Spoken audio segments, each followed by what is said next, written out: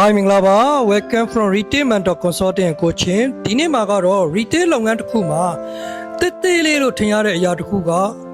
လွန်စွာအကျိုးများစေတဲ့အကြောင်းကိုပြောပြပေးတော့မှာဖြစ်ပါတယ်ပြစ်ပယ်ထားလို့မရတဲ့အရာတစ်ခုပါဟုတ်ပါတယ်အဲ့ဒါကတော့ price tag or price label ပဲဖြစ်ပါတယ်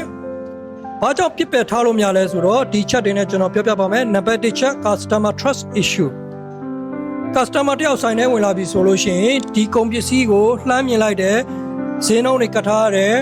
price label တွေကတ်ထားတယ်ဆိုလို့ရှိရင် customer ကအလွယ်တကူမြင်စင်နိုင်ပြီးတော့မှသိစင်နိုင်ပြီးတော့မှဒီကုန်ပစ္စည်းကဒီလောက်နဲ့ရောင်းထားလာပါဆိုပြီးတော့မှကျွန်တော်တို့ကဒီကုန်ပစ္စည်းပေါ်မှာယုံကြည်မှုကိုဖြစ်စေနိုင်ပါတယ်နံပါတ်2ချက်ကတော့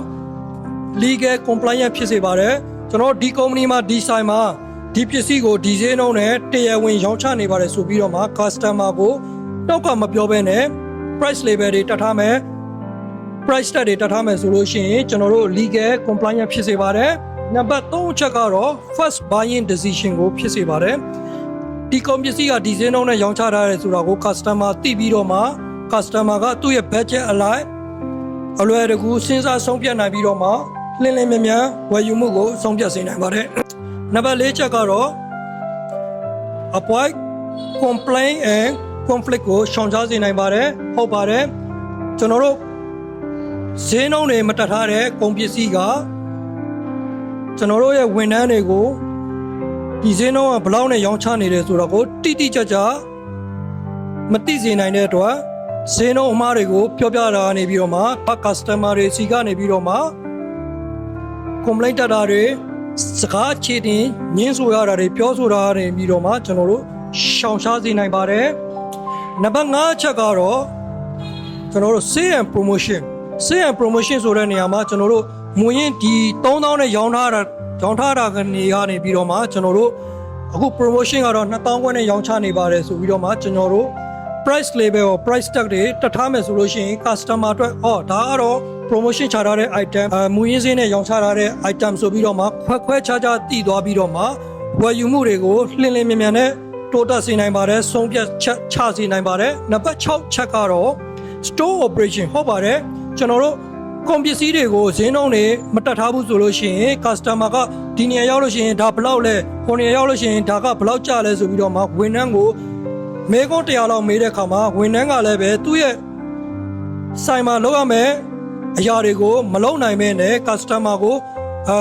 နေရာတကာအချိန်တိုင်းချိန်ပြည့်ကျွန်တော်တို့လိုက်လံရှင်းပြနေရမယ်ပြောပြနေရမယ်ဆိုလို့ရှိရင်ကျွန်တော်တို့ရဲ့ operation ကိုနှောင့်နှေးစေပါတယ်ကောင်းမွန်တဲ့လှုပ်ဆောင်ချက်တွေကိုမပြီးမြောက်စေပါဘူးဟုတ်ပါတယ်ကျွန်တော်တို့ကဒီကုန်ပစ္စည်းတစ်ခုကိုကွက်ပြကျွန်တော်တို့ price tag တွေ price label တွေမလုပ်ထားဘူးဆိုလို့ရှိရင် customer trust issue ကိုကြောချစေနိုင်ပါတယ်ဥပမာအနေနဲ့ price label တွေတော့တတ်ထားပါတယ်ရှင်းလင်းပြသားမရှိတဲ့ price label တွေ price tag တွေဆိုလို့ရှိရင် customer ကိုငွေရှင်းတဲ့အခါမှာ complaint တက်စေနိုင်ပါတယ်စကားအခြေတင်ပြောရစေနိုင်ပါတယ်အဲ့ဒီတော့ကျွန်တော်တို့ price label ကို price tag တွေလုပ်တဲ့အခါမှာလည်းပဲ customer ကြည့်လိုက်တာနဲ့ထင်သာမြင်သာဖြတ်သားတဲ့ price label တွေဖြစ်ရပါမယ်ဖြတ်သားတဲ့ price tag တွေဖြစ်ရပါမယ်ဝေဝါမနေရပါဘူးနောက်ပြီးတော့မှဒီ item ရဲ့နာမည်နဲ့ barcode နောက်ပြီးတော့မှ line code ဆိုတာကတော့ company တစ်ခုမှာရှိတဲ့ဒီကုန်ပစ္စည်းတွေရဲ့အစီအစဉ်တခြားသတ်မှတ်ထားတဲ့ item ရဲ့နံပါတ်စင်လိုက်တွေဒါတွေကိုတတ်ထားခြင်းဖြင့်ဈေးနှုန်းတွေကိုတိတိကျကျကွက်ပြဖော်ပြထားခြင်းဖြင့်မိတ်ဆွေရဲ့လုပ်ငန်းတွေကိုပုံမကောင်းမအောင်တိုးတက်အောင်လှုပ်ဆောင်ပေးနိုင်ပါတယ် operation ကို